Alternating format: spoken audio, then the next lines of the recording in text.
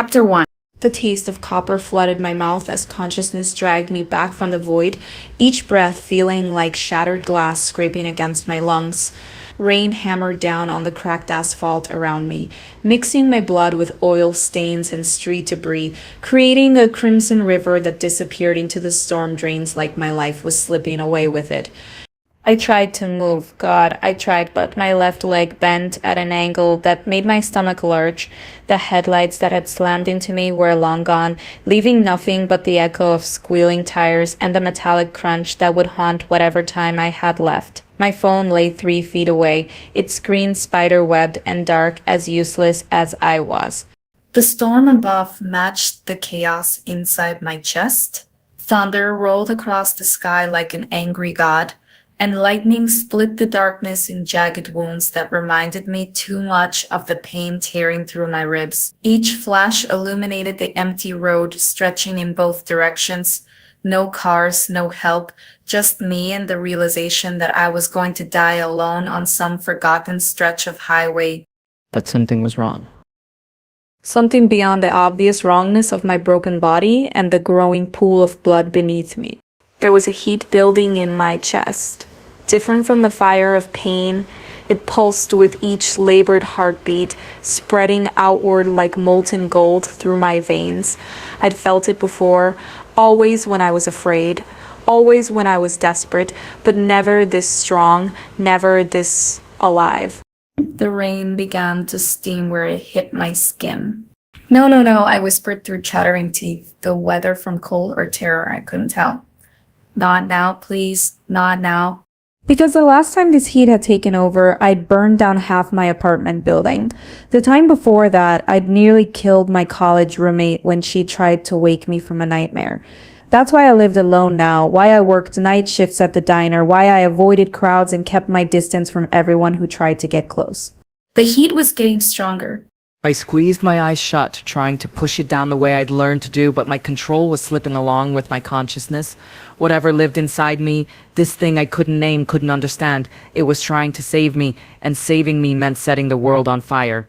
The first spark jumped from my fingertips, hissing as it met the rain. Someone help me, I sobbed, but the wind swallowed my words. Who was I kidding? Even if someone found me, what then? Call an ambulance. Load me into a metal box while this inferno built inside my chest. I'd cook everyone alive before we made it to the hospital. Another spark, then another. The asphalt beneath my palm began to crack and bubble. But so when I heard it, the sound of paws hitting wet pavement, moving fast. Too fast. Whatever was coming toward me wasn't human. And right now, with my body broken and my control shattered, I wasn't entirely human either. Through the sheets of rain, I saw eyes reflecting the lightning. Golden. Wild. Predatory. A wolf. But not just any wolf. This creature was massive, easily twice the size of any natural wolf I'd ever seen in nature documentaries. Its fur was so dark it seemed to absorb the light around it, and when it moved, there was an intelligence in its gait that made my skin crawl with recognition. It wasn't just watching me, it knew me. The wolf circled closer, those golden eyes never leaving my face, and I felt something inside my chest respond to its presence. The heat that had been building toward explosion suddenly shifted, like two magnets finding their pull, like a lock recognizing its key. Stay back. I managed to croak, though we both knew I was in no position to make threats. Blood loss was making my vision blur, and the supernatural fire in my veins was the only thing keeping me conscious. I can't control it. I'll hurt you. The wolf stopped maybe 10 feet away, tilting its massive head as if it understood every word. Then it did something that made my heart stutter. It sat back on its haunches and simply waited. Lightning cracked overhead again, and in that split second of illumination, I could have sworn I saw something impossible in those golden eyes. Not just intelligence, but recognition. Like it had been searching for me. Like it had found exactly what it was looking for. The heat in my chest pulsed again, but this time it didn't feel dangerous. It felt answering, like a call being returned across an impossible distance. Rain continued to fall, but the drops were evaporating before they could reach my skin now. The asphalt beneath me glowed cherry red, and steam rose around us in ghostly spirals that the wind couldn't scatter. The wolf's eyes never wavered. And somewhere in the back of my failing mind, I realized that maybe dying alone wasn't my biggest problem anymore. Maybe my biggest problem was figuring out why this creature looked at me like it had been waiting its whole life for this moment. Like it knew exactly what I was. If you're feeling the pull of this story already, hit that subscribe button because this is just the beginning of a tale that will burn its way straight into your heart. Trust me, you won't want to miss what happens when our broken heroine discovers the truth about her mysterious savior. Chapter 2. The wolf moved with liquid grace through the steam and smoke rising from my overheated body, and I should have been terrified. Every rational part of my mind screamed that I was about to become prey, that this massive creature would finish what the car had started. Instead, I felt calm for the first time since the accident. Hell, for the first time in years. The fire burning through my veins felt controlled, not gone, but contained. Like someone had turned down a gas flame from raging inferno to steady burn. The wolf stopped 3 feet away, close enough that I could see the intelligence burning in those impossible golden eyes, close enough to smell the wild forest scent that clung to its dark fur, rain beaded on its coat like scattered diamonds. But unlike me, the drops that touched its skin didn't turn to steam. "You're not afraid of me," I whispered, my voice barely audible over the storm. It wasn't a question. Somehow and possibly I could sense its emotions, the way you might sense someone standing behind you in the dark, and there was no fear there, only recognition, purpose.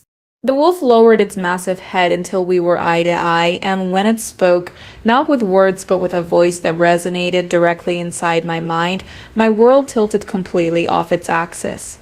"Hello, Ember." My breath caught. Nobody had called me by my real name in 3 years. Not since I'd fled my hometown after the fire, after the accusations, after my own parents had looked at me like I was something dangerous that needed to be contained. I'd been going by Emma ever since, working cash-only jobs, staying invisible. But this creature, this impossible, beautiful, terrifying creature, knew exactly who I was. "How do you—" I started to ask, but the words died as the wolf began to change. The transformation happened in heartbeats, but I saw every impossible second of it. Bones lengthened and reshaped, dark fur melted away to reveal olive-toned skin, and muscles reformed into a distinctly human silhouette. The golden eyes remained constant throughout, burning with the same ancient intelligence. When it was over, a man knelt in the rain where the wolf had been. And not just any man. He was tall, broad-shouldered, with the kind of presence that made the air around him feel charged with electricity. Dark hair fell across his forehead in wet strands, and his face was all sharp angles and devastating beauty, the kind of face that belonged on magazine covers or in museums. But it was his eyes that held me captive. Those same impossible golden eyes that had watched me with such knowing intensity. He was completely naked, and he didn't seem to care. "My name's Kieran," he said, his voice a low rumble that seemed to vibrate through my chest. "Kieran Blackthorn, and I've been looking for you for a very long time." I tried to sit up, gasped at the pain shooting through my ribs, and settled for glaring at him from my sprawled position on the superheated asphalt. I coughed, tasting blood. "That's really not the weird part of this situation." A smile ghosted across his lips, not humor, but something darker. Something that looked like relief mixed with regret. "No, I suppose it isn't." He stood in one fluid motion, seemingly unbothered by the storm or his nakedness, and began walking toward me. Each step was deliberate, predatory, and I felt that strange calm in my chest waver slightly, because now that he was human-shaped, I could see the scars. They covered his chest and arms in intricate patterns, not random wounds, but something that looked almost ritualistic, like brands. Don't, I warned, holding up one hand. Sparks jumped between my fingers and the rain hissed where it met my skin. I told you I can't control it. I'll hurt you. He stopped just outside the circle of superheated air surrounding my body, and when he spoke, his voice carried an authority that made something deep inside my chest want to submit. No, you won't. You don't understand, I insisted, panic rising as the heat in my veins responded to his proximity. I've hurt people before. I've killed 3 people, he said quietly, cutting me off. A burglar who broke into your apartment when you were 19, your abusive ex-boyfriend when you were 21, and a man who tried to assault you in a parking garage 6 months ago. The world went silent except for the pounding of rain and my own thundering heartbeat. Even the thunder seemed to pause, waiting for my response. How could you possibly know that? I breathed. His golden eyes softened just slightly. Because I've been watching over you since the first one, making sure the authorities never connected the dots, making sure you stayed safe. The implications of that statement hit me like another car. You've been stalking me. Protecting you, he corrected. And there was steel in his voice now. Do you think it was a coincidence that you were never caught? That the security cameras always malfunctioned at just the right moments? That witnesses always seemed to develop convenient memory gaps? I stared at him, my mind reeling all those years of paranoia, of looking over my shoulder, of expecting police to show up at my door, and someone had been covering for me the entire time. Why? The word came out as barely a whisper. He knelt again, just at the edge of where the air shimmered with heat around me, and his expression became almost tender. Because you're not a killer, Ember. You're not a monster. You're exactly what our kind has been waiting for. Our kind? Thunder rolled overhead, but it sounded different now. Less chaotic, more like a drumbeat, building towards something significant. You know what I am, he said simply. And deep down, underneath all that fear and self-hatred, you know what you are too. The heat in my chest pulsed, responding to something in his voice, and for just a moment, I felt it.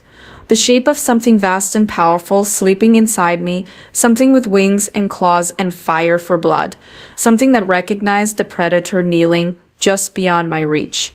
The dragon bloodline died out centuries ago, I whispered, voicing the impossible truth I'd never dared to speak aloud. His smile was sharp as a blade now, all teeth and promise. No, little dragon, it just went into hiding. Lightning split the sky above us, illuminating his face in stark relief, and I saw something there that made my broken heart stutter. Not just recognition or even desire, though both of those burned in those golden depths. I saw reverence, like he was looking at something sacred. The question is, he continued, reaching out slowly until his fingertips almost touched the shimmering barrier of heat surrounding me. Are you ready to stop hiding? To be continued. Chapter 3. His words hung in the air between us like a challenge, and suddenly I was 16 again, standing in the charred remains of what used to be my childhood bedroom, watching my mother's face crumple with horror and disgust. Dragon bloodline. I repeated the words, tasting like ash in my mouth. You make it sound so noble, so mythical. The heat radiating from my body flickered, responding to the bitter memories clawing their way up from the depths where I'd buried them. Kieran's golden eyes tracked every shift in the flames dancing across my skin, reading me like an open book. Tell me what happened, he said quietly, settling back on his heels, but never taking his gaze off mine. Tell me about the first time. I laughed, but there was no humor in it. Only the jagged edge of old wounds that had never properly healed. Which first time? The first time I nearly burned down my high school. The first time my own father called me a freak, or the first time I realized that everyone I'd ever loved was terrified of me. Rain continued to fall around us, creating a curtain of privacy in the middle of nowhere. Steam rose from my overheated skin, but Kieran remained perfectly still at the edge of my dangerous proximity, as if he had all the time in the world to listen to me unravel. The beginning, he said simply, before you learn to be afraid of yourself. The memory hit me like a physical blow, dragging me back to a time when I still believed in fairy tales and happy endings, when I thought being different might actually be something special instead of something shameful. I was 7, I whispered, my voice barely audible over the storm. It was winter, and our heat had been shut off for 3 days. Mom was working double shifts at the factory. Dad was, well, Dad was drinking his problems away. As usual, my little brother Jake was so cold he couldn't stop shivering. I could still see it so clearly. Jake's blue lips, his tiny hands clenched into fists, the way his breath came out in puffs of white vapor even though we were inside, my baby brother looking at me with those trusting brown eyes, believing I could fix everything. I just wanted to warm him up, I continued, the heat in my chest pulsing with the emotion of the memory. I held his hands and wished so hard for him to be warm, and then you gave him fire, Kieran finished softly. I nodded, tears mixing with rain on my cheeks. Golden flames, like liquid sunlight. They came from my hands, my chest, everywhere. But they didn't burn him. They just surrounded him like a blanket. He laughed and called me his dragon sister. The smile that crossed my lips was bitter as winter wind. For about 10 minutes, I was a hero. Jake was warm, he was happy, and I thought I was magic. Real magic. What changed? Kieran asked, though I suspected he already knew. Dad came home drunk and found us, I said, my voice hardening. Saw the flames dancing around Jake like little golden pets. Saw me glowing like a goddamn Christmas tree. And the look on his face. I had to stop talking for a moment, the memory too raw even after all these years. My father's expression that night had been the first time I'd seen true fear directed at me, but it wouldn't be the last. He screamed. I whispered, called me a devil child, said I was going to burn the whole house down with all of us in it. Mom came running, and when she saw what I was doing, I shook my head.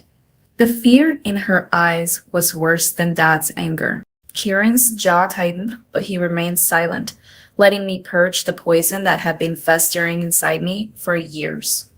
They made me stop, I continued. Made me swear never to do it again, Jake cried, because he was cold again.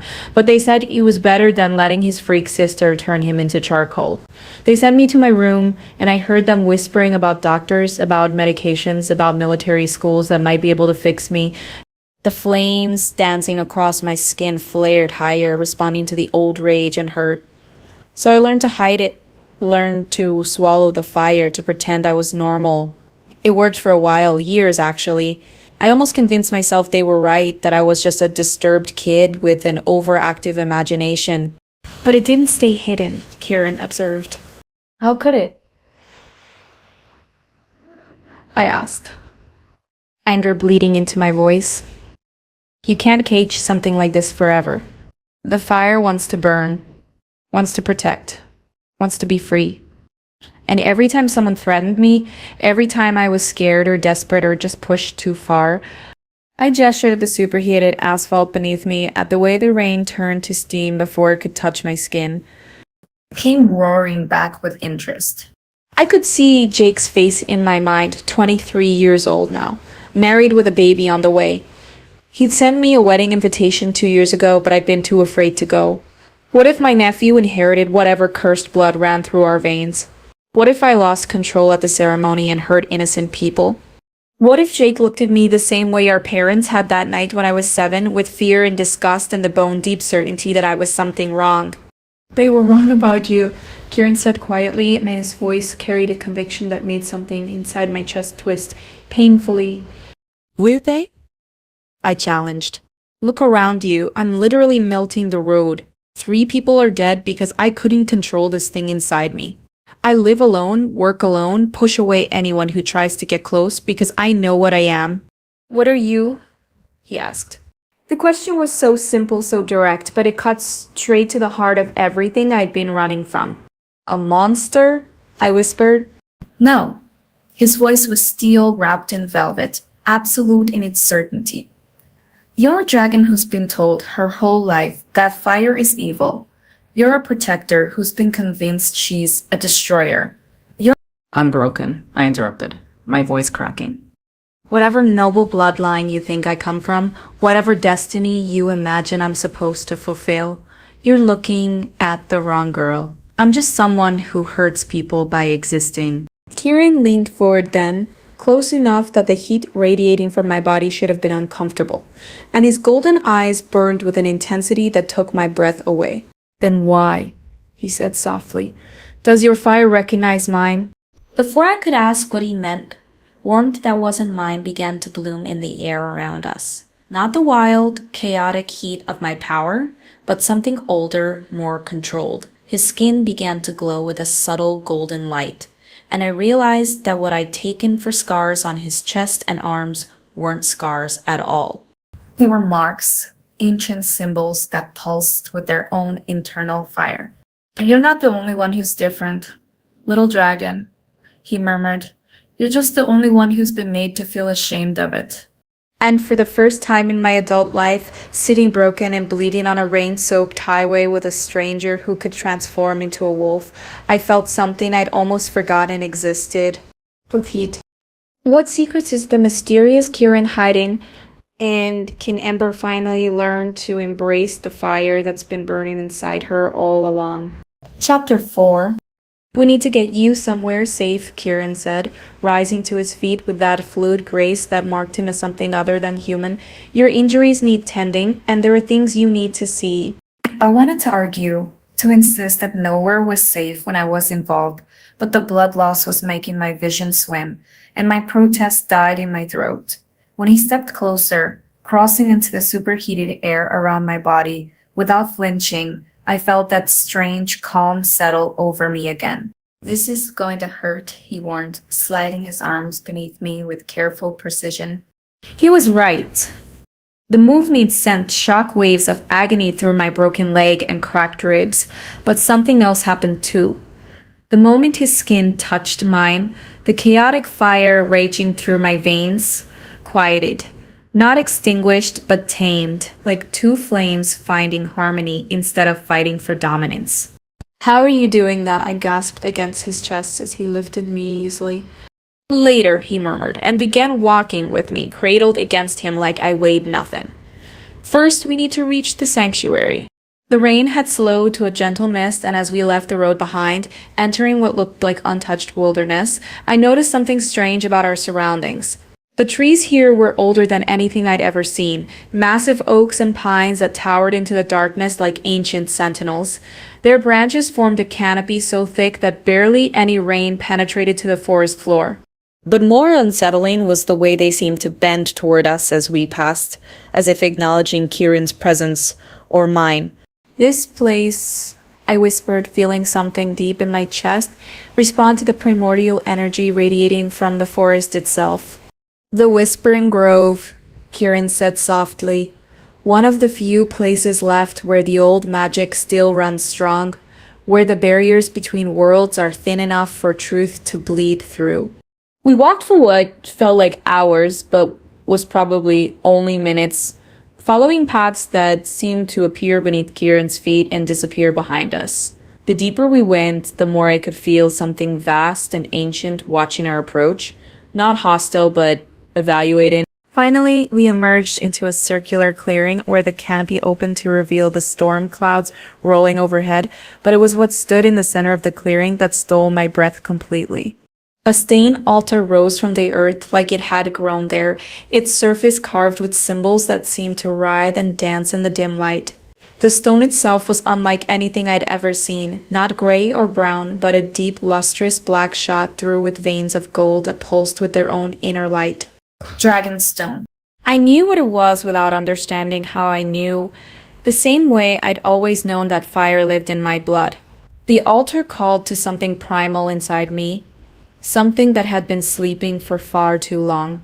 Kieran, I breathed, what is this place? And set me down gently at the base of the altar, supporting me so I could lean back against the warm stone.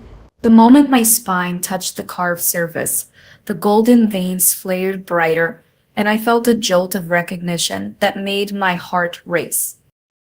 This is where it began, he said, settling beside me with his back against the altar as well.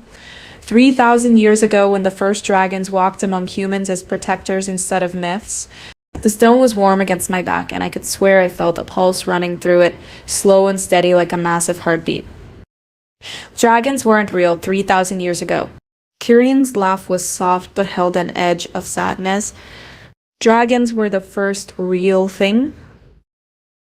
Little one? Before humans learned to fear magic, before they decided that power was something to be conquered instead of revered, dragons were the guardians of the sacred fires, the keepers of balance between worlds. As he spoke, the symbols carved into the altar began to glow more brightly, and I could make out shapes that looked almost familiar. A woman with flames dancing around her outstretched hands. A great dragon coiled around a tree that might have been the world tree from Norse mythology. Warriors with fire in their eyes standing against creatures of shadow and ice.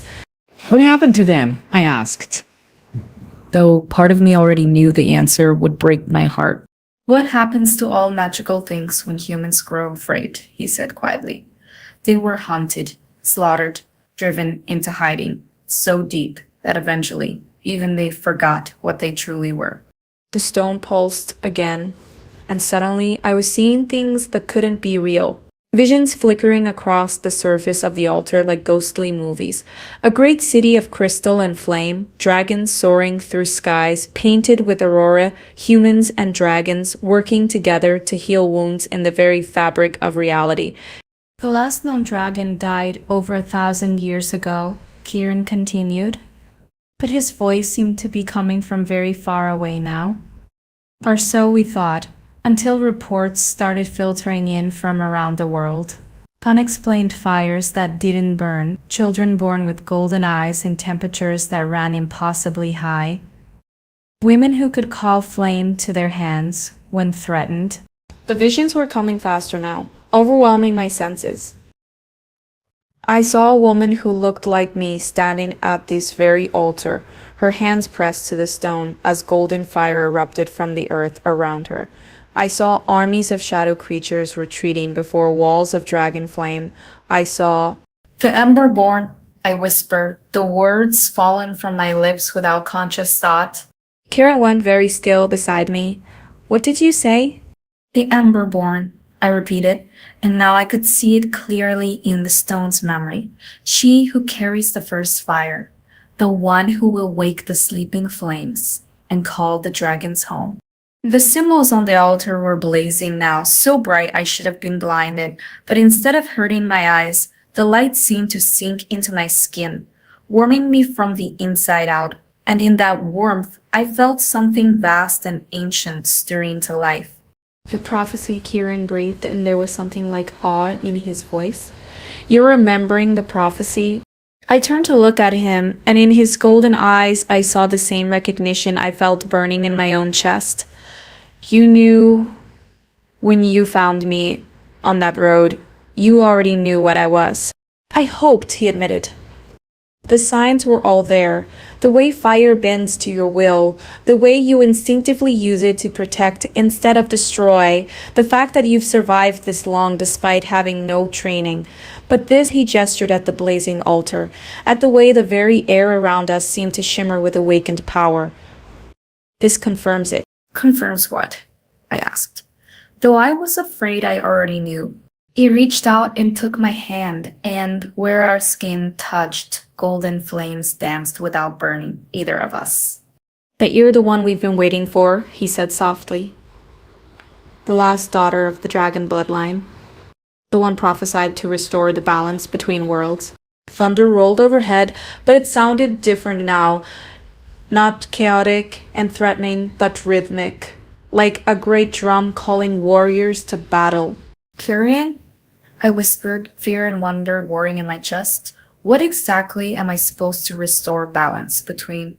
His expression grew grim, and in the distance I could swear I heard something howling that didn't sound like any earthly wolf.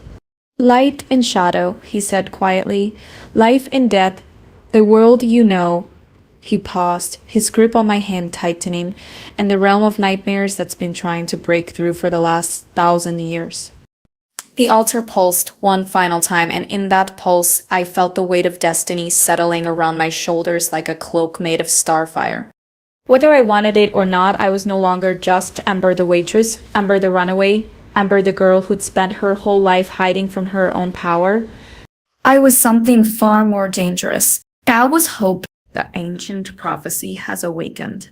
But with destiny comes danger. What dark forces have been waiting for the Emberborn to reveal herself?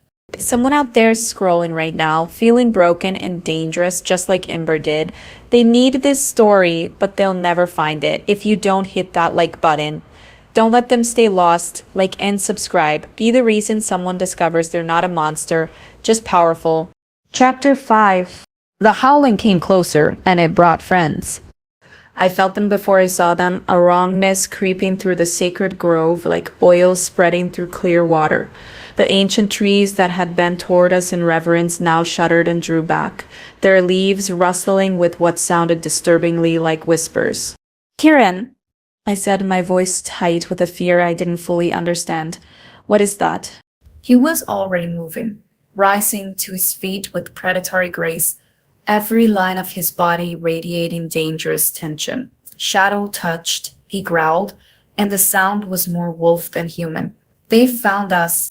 The golden light from the altar flickered like a candle in wind, and I realized with growing horror that the darkness creeping toward us wasn't natural. It moved with purpose, reaching out with tendrils that seemed to swallow light itself. found us how? I demanded, struggling to stand despite my injuries. This place is supposed to be protected. It is, Kieran said grimly, which means they didn't track us here. His golden eyes met mine and I saw the terrible understanding dawning in them. They were already waiting. The temperature around us began to drop with unnatural speed, and my breath came out in visible puffs, despite the warmth still radiating from the altar. Frost began forming on the ancient symbols carved into the stone, trying to smother the golden glow that had welcomed my awakening. Someone told them, I whispered, the betrayal hitting me like a physical blow. Someone knew we would come here. The howling erupted from 3 different directions at once, and shapes began materializing from the unnatural darkness. Not quite wolves, not quite human, but something caught horribly in between. Their eyes glowed with sickly yellow light, and where their feet touched the sacred ground, the grass withered and died. The council. Kieran spat, his hands beginning to glow with the same golden fire I'd seen on his markings. They were supposed to protect you, not... He never finished the sentence. The largest of the shadow creatures launched itself from the treadline with impossible speed, claws extended toward my throat. I acted on pure instinct. Fire exploded from my hands in a torrent of golden flame that lit up the entire clearing, turning night into blazing day. The creature struck my flames and shrieked, a sound like metal tearing before dissolving into wisps of oily smoke. But there were more. So many more. Ember! Kieran shouted over the chaos as the clearing erupted into battle. The altar? Stay close to the altar. I pressed my back against the dragonstone, feeling its ancient power pulse against my spine as more shadow creatures poured from the darkness between the trees. Kieran had shifted partially, his human form taking on distinctly lupine characteristics, extended claws, elongated canines, eyes that burned like molten gold. He moved through the attacking creatures like death incarnate, but for every one he destroyed, 2 more seemed to take its place. There are too many, I gasped, sending another wave of dragon fire toward a cluster of the things trying to flank us. Where are they all coming from? The void, Kieran snarled, his voice distorted by his partial transformation. The realm of nightmares. Someone has opened a rift. A rift? The word sent a chill through me that had nothing to do with the unnatural cold spreading through the grove. I remembered the visions from the altar, the ancient memories of dragons standing against creatures of shadow and ice. This was what they had fought. This was what had required the ultimate sacrifice of an entire species. And now it was back. A new voice cut through the battle, human, refined, dripping with full sympathy. Stand down, Kieran. You know this is how it has to be. 3 figures emerged from the tree line, and unlike the shadow creatures, these were definitely human. They wore long coats that billowed in the supernatural wind, and each carried a staff topped with a crystal that pulsed with sickly light. The woman who had spoken was tall and elegant, with silver hair and eyes like chips of winter sky. Counselor Thorn, Kieran growled, placing himself more firmly between them and me. I should have known you'd betray your own oaths. The woman. Thorn smiled with the kind of cold beauty that belonged on marble statues. Betray? I prefer to think of it as preventing catastrophe. You know as well as I do what happens when dragons awaken. Enlighten me, I said, finding my voice despite the terror crawling up my throat. The altar thrummed against my back, and I could feel its ancient power responding to my emotional state. The golden veins in the stone were blazing brighter, casting dancing shadows on the faces of our enemies. War? Thorn said simply. Destruction, the end of the careful balance we've maintained for 1,000 years. She gestured at the shadow creatures still circling us like hungry sharks. These things exist because that balance was broken once before, because your ancestors thought they could play God with forces beyond their understanding.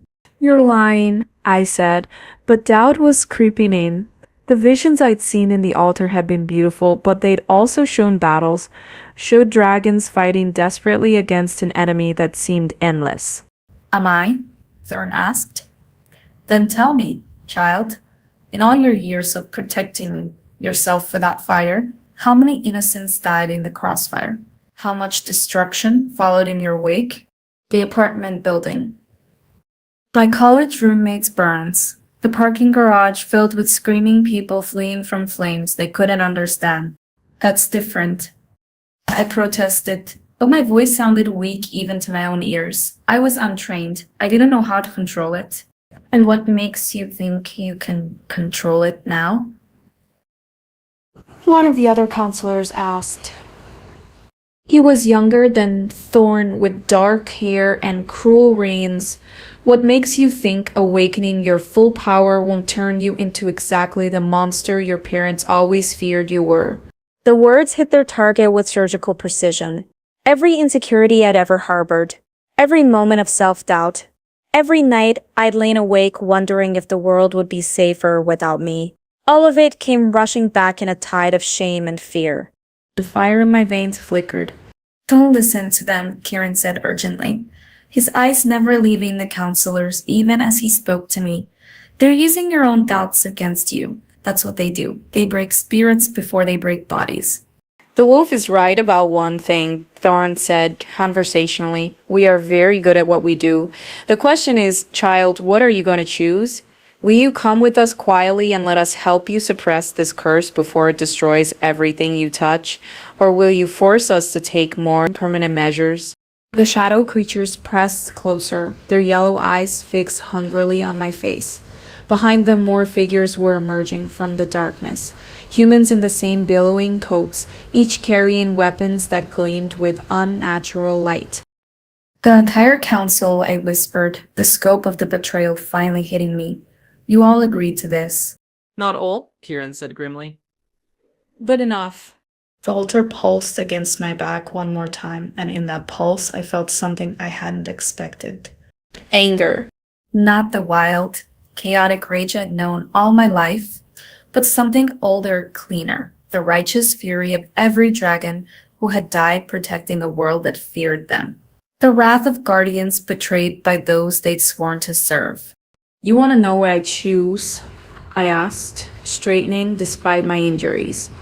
Fire began dancing around my hands again, but this time it felt different. Controlled, purposeful. The golden veins in the altar blazed so bright they turned the night into day. I chose to stop hiding. What erupted from me then wasn't the desperate, defensive flames of a frightened girl. It was dragon fire in its purest form, not just heat and light, but life itself. The shadow creatures shrieked and dissolved like mist, Before dawn, the frost covering the sacred symbols melted instantly, and the ancient carvings blazed with renewed power. But most importantly, the rift the counselors had opened to bring their creatures through, that tear in reality itself began to seal under the weight of pure creation pressing against it. Impossible, Thorn breathed, taking an involuntary step backward. You're untrained, you shouldn't be able to. I'm learning, I said quietly, and my voice carried harmonics that made the trees themselves seem to listen. Fast. The battle was far from over, but something fundamental had shifted. The shadow creatures were retreating, and several of the counselors looked uncertain for the first time. Kieran moved to stand beside me, his partially transformed state making him look like some primal god of war. "Last chance, Thorn," he growled. "Call off your pets and walk away." The counselor's winter-pale eyes narrowed. This isn't over, Wolf. She's too dangerous to be left free. If we can't contain her. She didn't finish the thread, but she didn't need to. As the council and their remaining creatures melted back into the darkness, I felt the weight of my choice settling around me like armor made of starlight. I had chosen to stop hiding. But that meant everyone who feared dragons, everyone who preferred the safety of suppression to the risk of freedom would be coming for me. The war Thorn had warned me about. It was already here. The battle lines had been drawn, but this was only the first skirmish. Can Ember and Kieran survive what comes next? When the full power of the council turns against them? Chapter 6. The silence that followed the council's retreat felt heavier than the battle itself. My legs finally gave out, and I slumped against the altar, the dragon stones still warm against my spine, but my own fire guttering like a candle in the wind. The display of power had taken everything I had, and now I was left shaking with exhaustion and the crushing weight of what had just happened. "They'll be back," I whispered, staring at the scorched earth, where the shadow creatures had dissolved, with more people, more weapons. Kieran was beside me in an instant, his partial transformation melting away to reveal his human form. Concern darkened his golden eyes as he knelt in front of me, his hands hovering just inches from my face like he wanted to touch but wasn't sure he should. "Not tonight," he said softly. "The council needs time to regroup, to figure out how you sealed their rift so easily. We have hours, maybe until dawn." "Hours?" I repeated with a bitter laugh. "To do what? Plan our funerals?" Instead of answering, he stood and began gathering fallen branches from around the clearing. Within minutes, he had a small fire crackling a few feet from the altar, normal fire, orange and red and blessedly ordinary. The mundane warmth of it was oddly comforting after the supernatural cold that had invaded our sanctuary. "What are you doing?" I asked. "Taking care of you," he said simply, settling cross-legged beside the fire. "When did you last eat? Sleep?" "You've been running on adrenaline and magic for hours, but your body is still human, still broken, still needs rest." As if summoned by his words, exhaustion crashed over me like a wave. My broken leg throbbed, my ribs ached with every breath, and I realized I couldn't remember the last time I'd had a full meal. The diner where I worked only allowed staff one free meal per shift, and most days that was all I could afford. "I don't have time to rest," I protested. But even as I said it, my eyes were growing heavy. The council. "You can wait," Kieran said firmly. He pulled off his jacket when he found clothes and moved closer, draping it around my shoulders. "You're no good to anyone if you collapse from exhaustion." The jacket smelled like forest and rain and something distinctly masculine that made my pulse quicken despite everything. I pulled it tighter around myself and tried not to think about how long it had been since anyone had taken care of me like this. How long since anyone had seen me as something worth protecting instead of something to fear. "Why are you doing this?" I asked quietly. "You said you've been watching me for years, but you never approached me, never tried to help. Why now?" Kieran was quiet for so long, I thought he wouldn't answer. When he finally spoke, his voice carried a weight that made me look up from the fire. "Because I was a coward," he said simply. "Because I knew that approaching you would mean choosing you over everything I'd ever known. Over my pack, my position, my entire world. and I wasn't ready to make that choice. The firelight played across his features, highlighting the sharp angles of his cheekbones and the regret etched into the lines around his eyes. He looked older than I'd first thought, not just physically, but like someone who'd carried the weight of difficult decisions for far too long. "What changed?" I asked. A smile ghosted across his lips, but it was sad rather than happy. "Tonight, when I felt you dying on that road, I realized that losing you without ever trying to save you would be 1,000 times worse than losing everything else for the chance to stand beside you." My throat tightened. You don't even know me. "Don't I?" He leaned forward, and his golden eyes seemed to see straight through every wall I'd ever built. "You're someone who burns down buildings to protect yourself, but still sends anonymous tips to make sure the homeless camps are evacuated first. Someone who works the night shift at a dive diner because it means you can slip extra food to the hungry kids who come in after school. Someone who spent your entire life convinced you're a monster, but you've never once used your power for anything but protection." Pain rose in my cheeks. Not fire, just embarrassment. You really were stalking me. "Protecting you," he corrected, "and falling in love with your heart long before I ever saw your face." The words hung between us, like a bridge. I was afraid to cross. This beautiful, dangerous man, who could transform into a wolf, who commanded ancient magic and faced down shadow creatures without flinching. He was in love with me, with a waitress who lived in a studio apartment, and jumped at her own shadow. "That's impossible," I whispered. "You can't love someone you've never talked to." Can't I? He reached out slowly, giving me time to pull away. And when I didn't, he gently brushed a strand of rain-dampened hair from my face. I've watched you choose kindness over safety every single day for 3 years. I've seen you cry over news stories about children you'll never meet. I've watched you give your last $20 to a pregnant woman whose car broke down, then walk 5 miles home in the rain because you couldn't afford bus fare. His thumb traced along my cheekbone and I shivered at the contact. I fell in love with your soul, Amber. Everything else is just details. I stared at him, this impossible man with his impossible words, and felt something crack open inside my chest. Not the wildfire I'd known all my life, but something warmer, softer, more dangerous than any flame. "I don't know how to trust people," I admitted, my voice barely audible over the crackling fire. "Everyone I've ever cared about has looked at me with fear. Eventually, my parents, my brother, my few friends from college, they all realized what I was and decided I was too dangerous to love." I'm not them, Tyrion said quietly. How do I know that? The question came out more desperate than I'd intended. How do I know you won't change your mind when you see what I'm really capable of? What I become when I stop holding back? Instead of answering with words, he took my hands in his. His skin was warm, calloused from years of physical labor, and completely unafraid of the sparks that danced between my fingers. "Because," he said, meeting my eyes steadily, "I've been waiting my entire life for someone who could match my fire instead of being consumed by it." Before I could ask what he meant, golden light began emanating from his skin.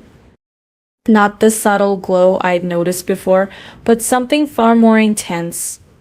Ancient symbols blazed to life across his chest and arms, not scars or tattoos, but marks that seemed burned into his very soul.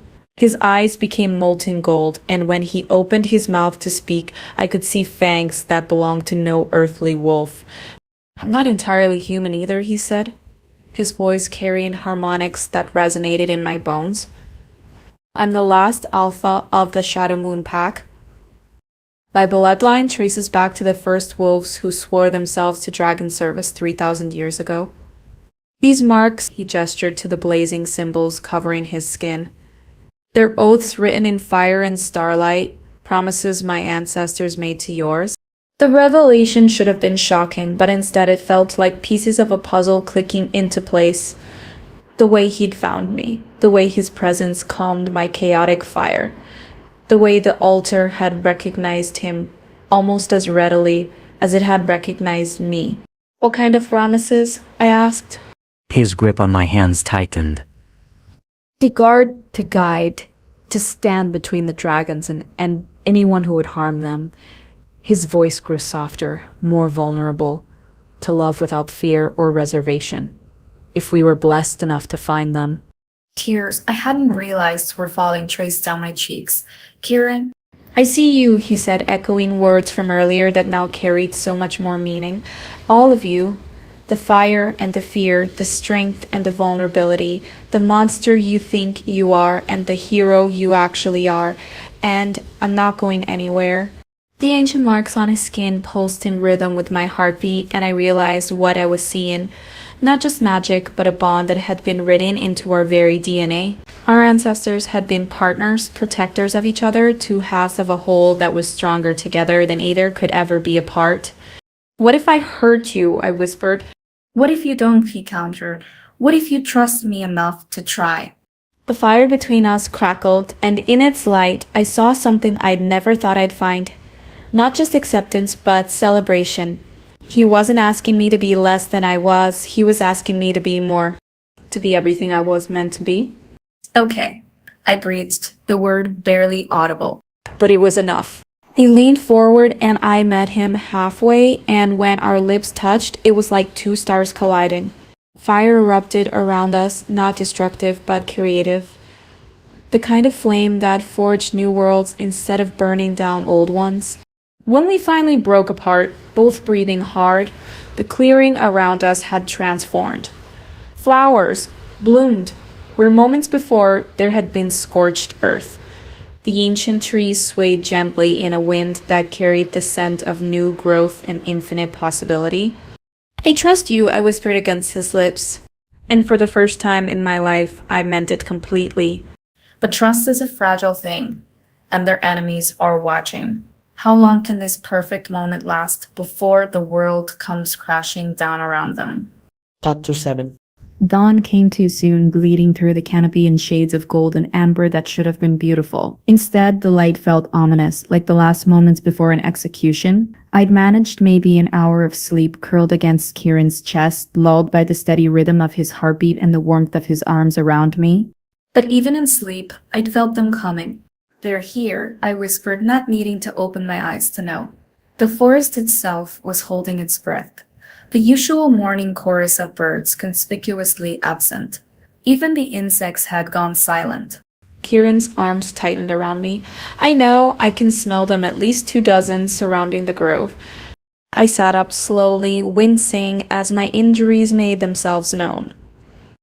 My leg was still broken, my ribs still cracked, but somehow the pain felt distant now. Secondary to the cold dread settling in my stomach like a stone. It's not just the council this time, I said, reading the tension in the air around us. There are others, wolves. Kieran went very still. My pack. The words carried a weight of betrayal that made my heart clench. His pack, the people he'd led, protected, called family for who knew how long, and they were here to drag him away from me. Or worse. Kieran Blackthorn, the voice that cut through the morning air, was deep, authoritative, and achingly familiar to the man beside me. I felt him flinch like he'd been slapped. Step away from the dragon spawn and we can discuss this like civilized beings. Marcus, Kieran breathed, and the pain in that single word told me everything I needed to know about their relationship.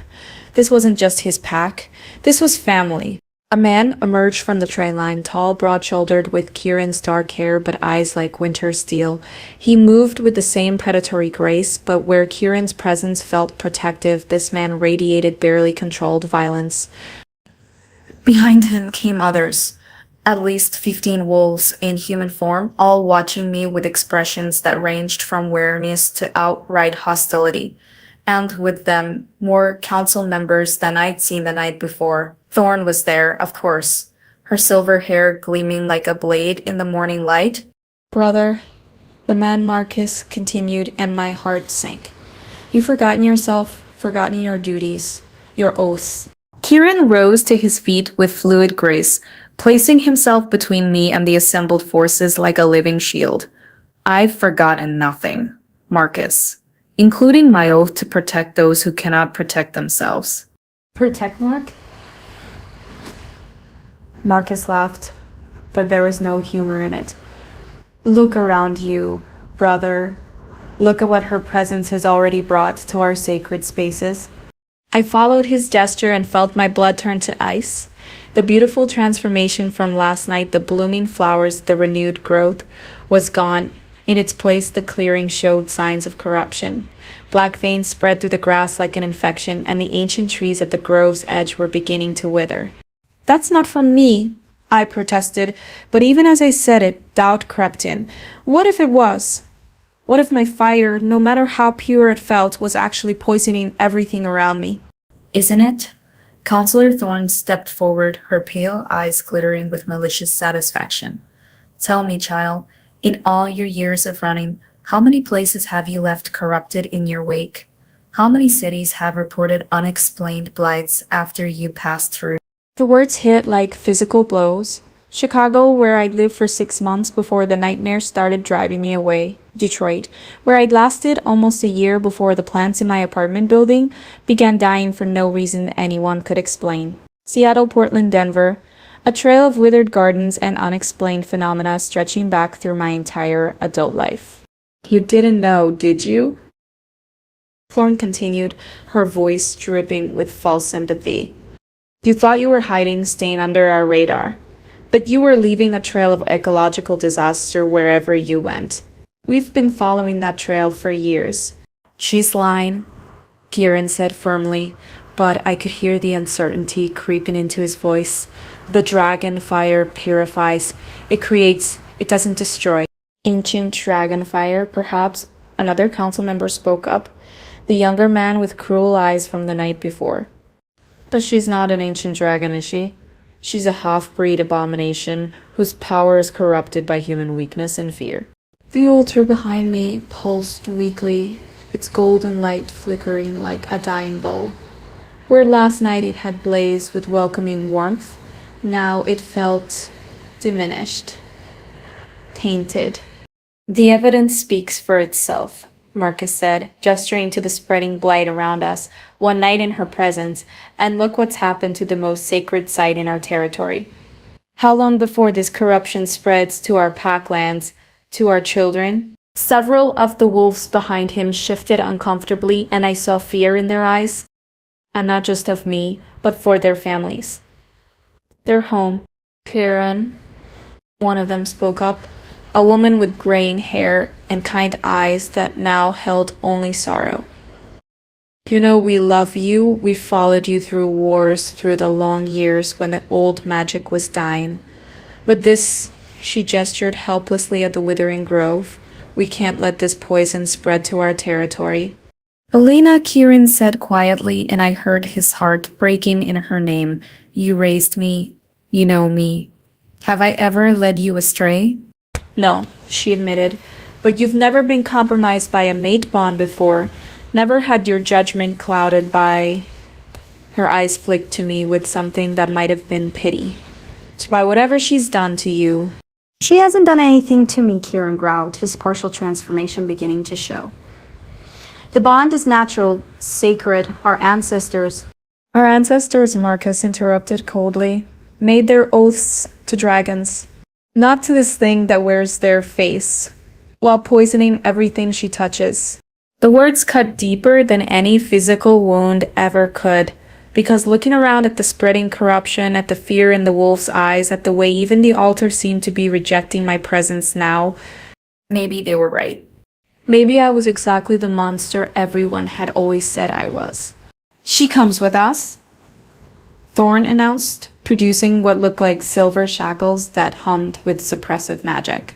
Quietly, and we'll make this quick. Her power will be bound, her memories of this life erased, and she'll be relocated somewhere she can't hurt anyone else. And if she doesn't come quietly? Kieran asked, his voice deadly soft. Thorne's smile was sharp as a blade. Then we'll have to consider more permanent solutions. The threat hung in the air between us, and I felt something inside my chest begin to fracture. Not my power, that was still burning steady, but something more fundamental, my hope.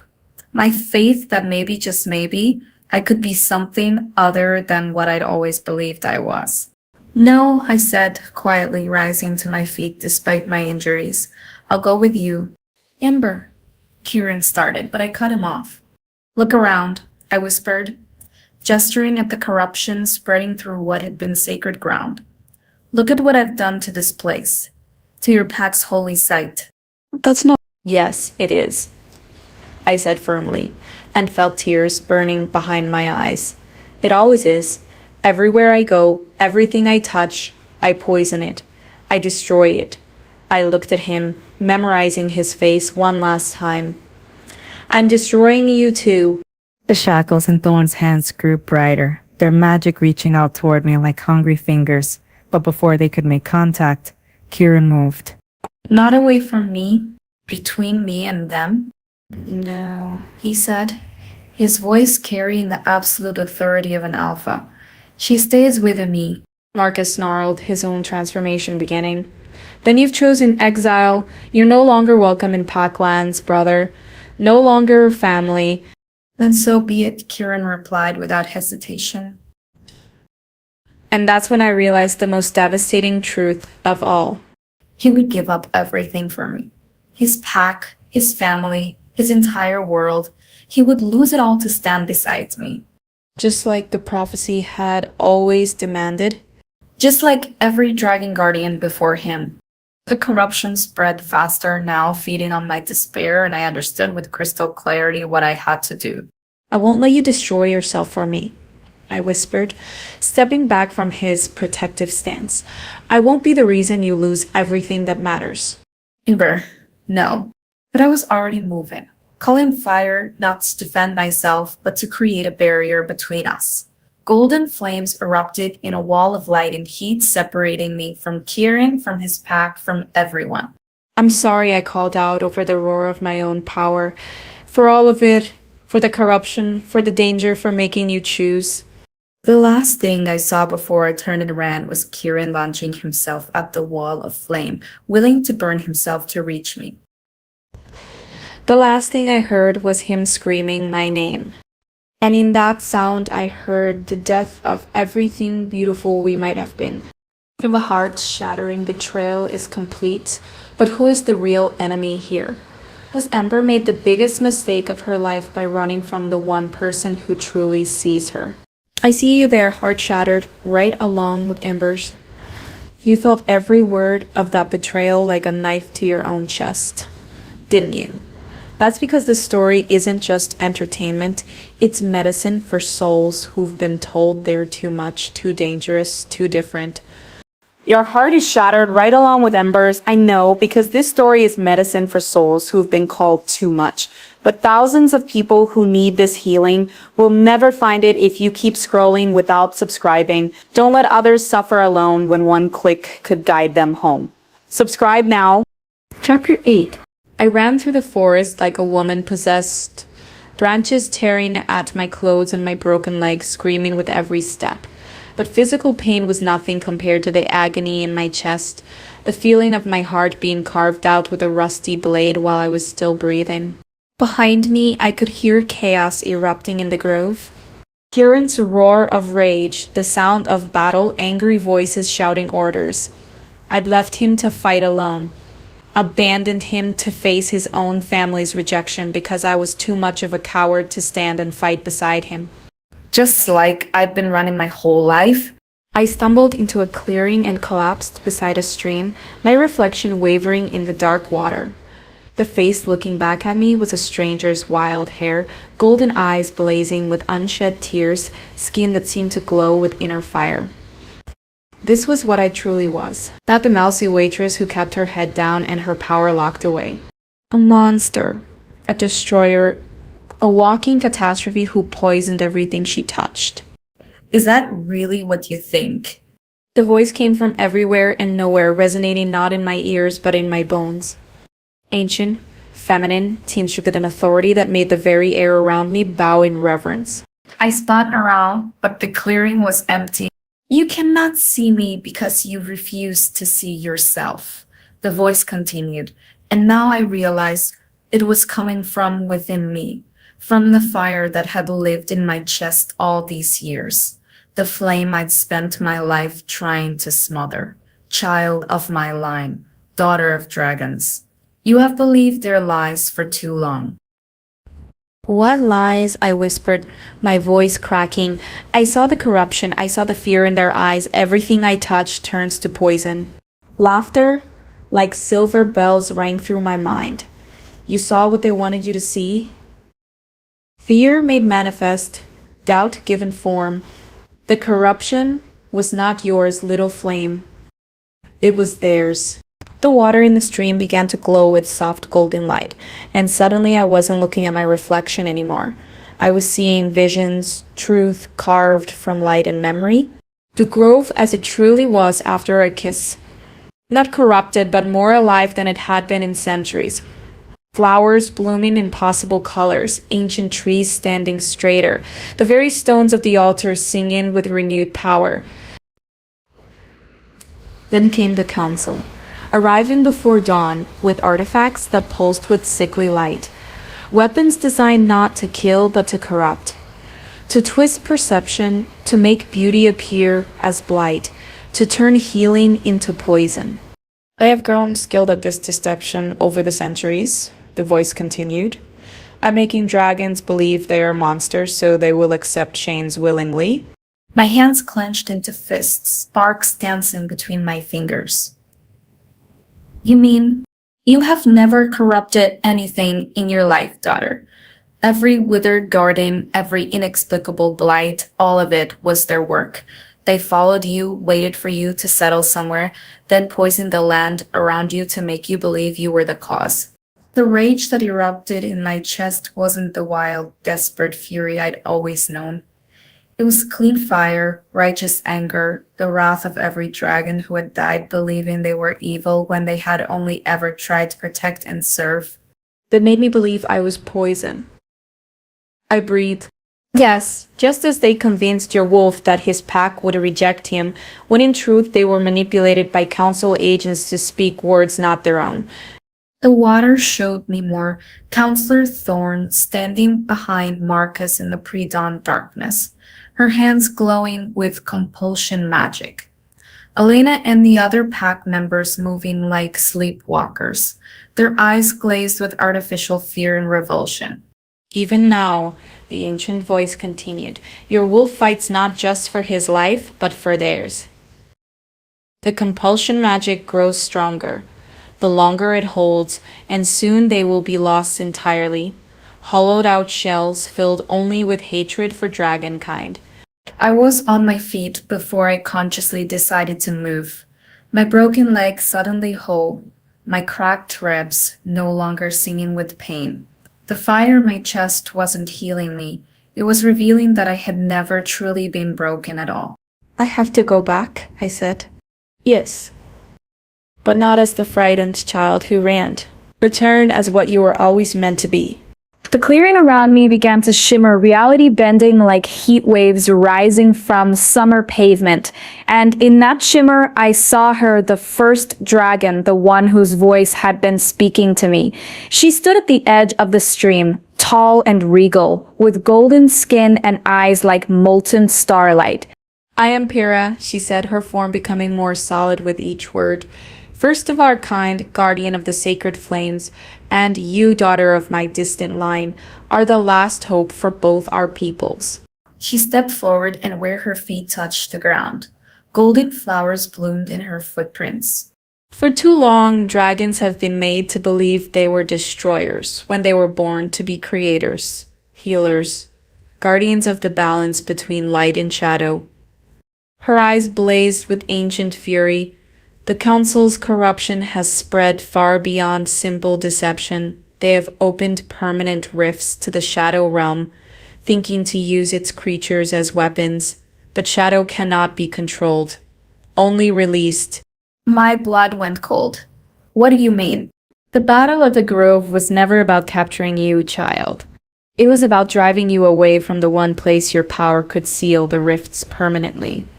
She gestured, and the air around us cracked like glass, revealing glimpses of a world drowning in nightmare. As we speak, shadow creatures pour through dozens of tears. In reality, cities fall to darkness. Innocent people die screaming. The visions were too terrible to process. New York's skyline wreathed in unnatural night, London's Thames running black with shadow stuff, children fleeing from creatures that existed only to devour light itself. Why are you showing me this? I gasped. Because you are the only one who can stop it. Tira's form began to fade, but her voice grew stronger. Return to the grove. Save your wolf and his pack from the council's corruption. And then, daughter of dragons, burn away the shadows with fire so pure it will remake the very foundations of the world. I don't know how. Either. She was barely visible now, just a shimmer of gold and starlight. You have always known. You need only stop being afraid of what you are. The clearing dissolved around me, and suddenly I was back in the forest, but everything was different. I could see the threads of corruption woven through the trees, feel the artificial blight seeping into the earth, and underneath it all, I could sense the real grove. Beautiful, sacred, calling out for healing. In the distance, the sounds of battle had grown desperate. Kieran's roar of pain echoed through the trees, and I knew with crystal clarity that I was almost too late. But not quite. I began to run again, but this time I wasn't fleeing. This time I was coming home. Fire erupted around me as I moved, not the defensive flames of a frightened girl, but dragon fire in its purest form. It burned away the council's deceptions like morning mist, revealing the forest as it truly was. Ancient, powerful, alive. And ahead of me the grove blazed like a beacon calling its guardian home. I am not your victim, I said, my voice carrying across impossible distances to reach every shadow creature, every council member, every corrupted heart. I am not your monster. The trees themselves seemed to bend aside as I passed, creating a path straight to my destiny. I am Amber, daughter of dragons, keeper of the sacred flame. Golden light exploded from my skin, turning night into blazing day, and I am done hiding. The forest itself held its breath as I stepped into the grove, where Kieran knelt bleeding in a circle of his mind-controlled pack, where Councillor Thorn raised weapons that could unmake reality itself. Where everything I had ever been and everything I was meant to become would be decided in the next few heartbeats. The Emberborn had finally come home. The true power awakens, but can even Dragonfire overcome centuries of deception and corruption? The final battle for the fate of both worlds is about to begin. Chapter 9. I stepped into the grove like a goddess of war wrapped in starlight and flame. The scene before me was worse than I'd imagined. Kieran knelt in the center of the clearing, his body a map of silver wounds that steamed in the morning air. The pack surrounded him in a perfect circle, their eyes still glazed with Thorn's compulsion magic, silver chains binding their natural forms as they prepared for an execution that would destroy them almost as much as it would him. Because somewhere beneath that artificial hatred, they still loved him. Stop, I said, my voice carrying harmonics that made the very stones of the altar sing in response. Every head turned toward me, and I watched their expressions shift through confusion, fear, and finally, in Thorn's case, vindictive satisfaction. The prodigal dragon returns, she sneered, raising a staff that pulsed with shadow-touched crystal. How wonderfully convenient. Now we can end both threats at once. The only threat here? I said calmly, walking deeper into the clearing as golden flames danced around my feet. Is you. The fire I carried now wasn't wild or desperate. It moved with purpose, reaching out to touch the artificial corruption that coated everything like oil, burning it away to reveal the truth underneath. Where my flames passed, the withered grass bloomed green again. The dying trees straightened, their leaves rustling with renewed life. Marcus snarled, his human form wavering as he fought against the compulsion magic. She's doing it again. Poisoning our sacred ground. But Elena, sweet Elena, who had raised Kieran like her own son, took a step back, her glazed eyes clearing just slightly as she saw the life returning to their holy site. That's not poison, she whispered, her voice full of wonder. No, I agreed, letting my power wash over her more gently, burning away Thorn's influence like morning sun dissolving frost. It never was. One by one, the pack members began to shake off the compulsion as my fire revealed the truth of what they were seeing. The clearing wasn't dying, it was more alive than it had been in centuries. The altar blazed with joy at my presence, its golden veins singing an ancient welcome song. Impossible, Thorn hissed, raising her staff higher. The corruption is real. We've tracked it across continents, documented every blight, every lie you've told. I turned to face her fully, and in my eyes she saw not the frightened girl who had fled hours ago, but something far older and infinitely more dangerous. Every deception you've crafted, every innocent life you've destroyed to maintain your stranglehold on power. The truth of it blazed between us like a challenge, and I could see understanding dawn in the eyes of every person present. The council hadn't been protecting humanity from dangerous dragons. They'd been protecting their own authority from beings who could expose their corruption. You want to know what I really am? I asked, raising my hands as golden fire began to pour from my skin like liquid sunlight. I'm everything you've spent centuries trying to destroy. I'm the balance you've worked so hard to break. I'm the light that reveals shadows for what they truly are. The flames erupted skyward in a column of pure creation that could be seen for miles, and in that light, every deception crumbled. The shadow creatures lurking at the edge of the grove dissolved like mist. The artificial blight coating the sacred spaces burned away completely, and the rifts, those tears in reality that the council had opened to fuel their war, began to seal themselves as pure dragon fire poured into the wounds they'd carved in the world. Kieran's silver chains melted away like they were made of ice, instead of blessed metal. He rose to his feet with liquid grace, his wounds closing as my fire washed over him. And when he looked at me, I saw everything I'd ever dreamed of seeing in someone's eyes. Love without fear, acceptance without reservation, pride without surprise. "Hello, little dragon," he said softly, and his voice carried all the warmth of a hearth fire on the coldest night. "Hello, my wolf," I replied, and felt my heart pace itself back together. But Thorn wasn't finished. With a scream of rage that belonged more to a banshee than a human woman, she raised her staff and called upon power that reeked of the shadow realm, dark magic that should have been impossible for any living being to channel. "If I can't bind you," she shrieked, "then I'll destroy everything you care about." Darkness erupted from her crystal, but not the creeping, insidious shadow I'd expected. This was something far worse. Entropy itself. The force that unraveled creation at its most fundamental level, where it touched reality simply ceased. The grass didn't wither. It stopped existing. Trees didn't die. They were retroactively never born. And it was spreading toward Kieran, toward his pack, toward everyone I just fought so hard to save. Time seemed to slow as I made a choice that felt inevitable as gravity. I stepped between them and oblivion, spreading my arms wide, letting my fire pour out in every direction as I became not just a guardian, but a living shield against the end of all things. The entropy struck my flames and stopped, not defeated, not deflected, but held, balanced. Because that's what dragons had always been, the force that stood between creation and destruction, holding the line so that life could flourish. But holding back entropy required everything I had. Everything I ever could be. "Ember!" Kieran's voice seemed to come from very far away, though I knew he was only steps behind me. "It's okay," I called back, my voice growing fainter as more of myself went into maintaining the barrier. "This is what I was made for. This is why the bloodline survived.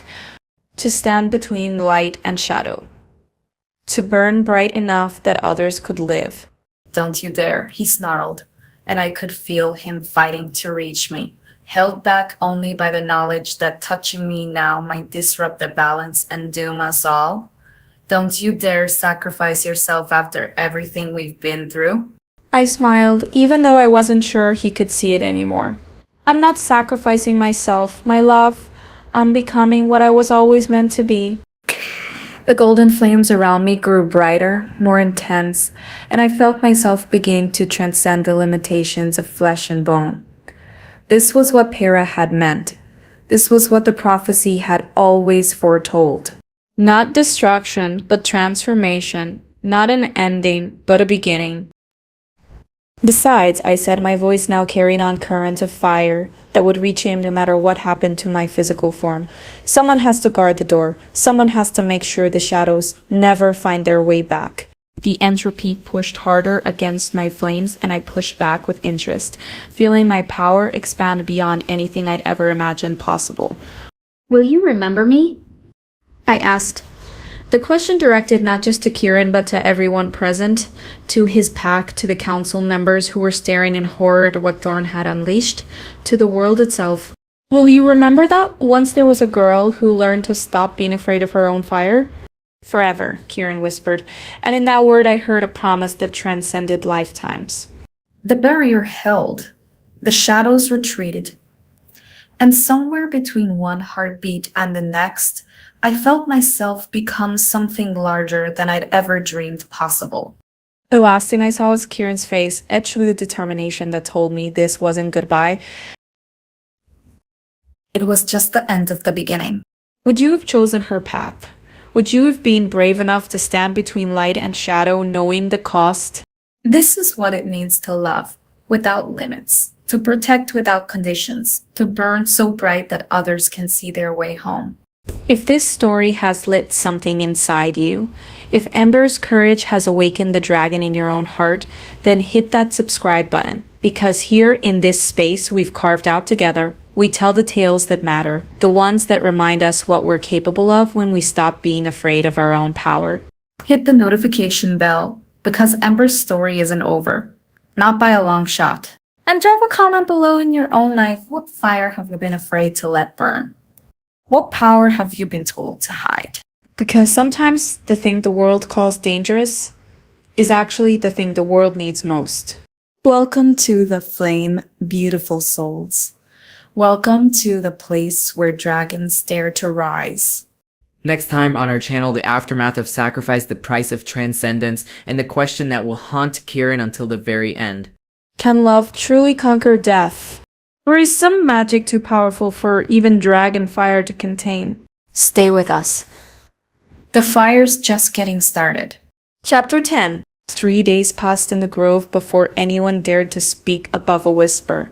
The barrier of golden fire still blazed where Ember had made her stand, a column of light that reached from earth to sky and pulsed with the rhythm of a living heart. It was beautiful and terrible and absolutely impenetrable. Not even Kieran could get close without feeling his skin begin to char from the sheer intensity of her power. She was in there, somewhere. He could sense her presence like a song just beyond the range of hearing, like warmth felt through winter glass, but she wasn't accessible. Not in any way that mattered to those who loved her. Kieran hadn't left the grove's edge since the transformation, hadn't eaten, hadn't slept, had barely spoken, except to growl warnings at anyone who suggested he might need rest. The pack had set up a careful camp at a respectful distance, their earlier hostility replaced by something closer to religious awe. Because they could all feel it, the way the very fabric of reality had grown stronger since Ember's sacrifice. The way shadows seemed less dense, colors more vivid, the air itself more alive. She hadn't just stopped Thorn's entropy wave, she'd begun healing wounds in the world that most people didn't even know existed. She's not dead, Elena said quietly, settling beside Kieran with the careful movements of someone approaching a wounded predator. Whatever she's become, death isn't part of it. Kieran's golden eyes never left the blazing column. I know. Then why do you look like you're grieving? A bitter laugh escaped his throat. Because knowing she's not dead and being able to hold her are very different things. He finally turned to meet Elena's gaze, and she was startled by the raw pain she saw there. She's become something beyond my reach. Beyond anyone's reach. Alina was quiet for a long moment, studying the play of light across Kieran's haggard features. The old stories, she said finally, speak of dragon guardians who could call their mates back from the very edge of transcendence. Love strong enough to anchor even the most powerful magic to the mortal world. The old stories are myths, Kieran replied flatly. So were dragons. Until 3 days ago. Before Kieran could respond, Marcus approached with the careful deference of someone who knew he was on thin ice. The compulsion magic had broken completely, leaving him with the full memory of what he'd said and done under Thorn's influence. The guilt was eating him alive. "Brother," he said quietly, "there's something you need to see." Kieran's jaw tightened. If this is another attempt to get me to leave. It's not. Marcus gestured toward the far edge of the grove, where several pack members stood watching something in the distance. We have visitors. Following Marcus's gaze, Kieran saw figures emerging from the forest. Not council members this time. These newcomers moved with a fluid grace that spoke of supernatural heritage, but their sense carried no taint of corruption or shadow magic. There were perhaps a dozen of them, led by a woman whose silver hair caught the morning light like spun moonbeams. She was tall, regal, with eyes that held the weight of centuries and skin that seemed to glow with its own inner light. "Greetings, Wolf Guardian," she called out as her group drew closer. "I am Laverley of the Northern Courts." We felt the awakening from across the continental divide. Kieran rose slowly, his predatory instincts on high alert despite her peaceful approach. What courts? What awakening? Laverley's smile was enigmatic. The fake courts, young wolf, and the awakening of the last dragon bloodline. Her gaze drifted to the column of fire where Ember maintained her vigil, though I see she has already begun her true transformation. You know what's happening to her? Hope and desperation roared in Kieran's voice. I know what should be happening, Laverley corrected gently. Whether it actually will depends on factors we cannot control. She approached the edge of the grove with the confidence of someone accustomed to ancient magics. May I? Kieran nodded tersely and Laverley stepped into the sacred space. The moment her feet touched the consecrated ground, the very air began to shimmer with otherworldly energy. Flowers bloomed in her footsteps, not the golden dragon flowers that had sprung up around Ember, but silver blossoms that chimed like distant bells when the wind touched them. Fascinating, she murmured, circling the barrier of fire with professional interest. She's not just holding back entropy, she's actively reweaving the damaged sections of reality, creating new patterns where the old ones were torn beyond repair. Can you help her? Kieran demanded. Lilai paused in her examination, her ancient eyes meeting his desperate ones. Help her, young guardian. She doesn't need help. She needs anchor. I don't understand. The dragon bloodline was always meant to work in partnership. Laverley explained patiently. Fire and earth, creation and stability, transcendence and mortality. She's become pure creative force. But without something to ground her, she gestured at the blazing column. She'll burn herself out completely, become nothing but light and memory. Kieran's heart clenched. How long? Days. Perhaps hours. Laverley's expression grew grave. The barrier she's maintaining requires constant power. She's burning her own essence as fuel, and even dragon fire has limits. Then tell me what to do, Kieran said fiercely. Tell me how to anchor her. Lee was quiet for a long moment, her gaze moving between the barrier and the desperate wolf guardian. When she finally spoke, her words carried the weight of prophecy. The old magic speaks of 3 trials for those who would call a transcended dragon back to mortal form. Fire, shadow, and truth. Each more dangerous than the last. I'll face them. You don't understand the cost. I don't care about the cost, Kieran interrupted, his voice carrying absolute conviction. Name your trials. Lara studied him for a heartbeat longer, then nodded slowly. Very well, but know this, Wolf Guardian. These trials will strip away everything you think you are. They will show you truths about yourself, about her, about the nature of love itself that may destroy you, even if you succeed. And if I fail? If you fail, Lorelei said quietly, she burns forever, trapped between mortality and godhood, slowly losing pieces of herself until nothing remains but raw power and the echo of what she once was. Kieran looked at the barrier one more time, memorizing the way the golden flames danced, carrying with them the essence of the woman he loved. When he turned back to Lorelei, his golden eyes burned with determination that matched any dragon fire. When do we start? Lorelei's smile was sharp and sad and proud all at once. We don't, Guardian. You do. And you start now. She raised her hand, and the air around them began to shimmer with portal magic. Not the harsh tear of shadow magic, but something older and far more dangerous. The first trial awaits in the realm of living fire, she said as reality began to bend around them, where you will face not just her power, but the deepest truth about your own nature. As the portal opened, swirling with colors that had no names, Kieran heard something that made his heart leap and break at the same time. Ember's voice carried on currents of flame and starlight, barely recognizable but unmistakably hers. Kieran, are you still there? He stepped toward the portal without hesitation. Always, little dragon, I'm coming for you. The last thing anyone saw before the portal closed was Kieran disappearing into light itself, leaving behind only his promise echoing in the morning air. But in the shadows at the edge of the grove, something else stirred. Something that had been waiting, watching, learning from the display of power it had witnessed.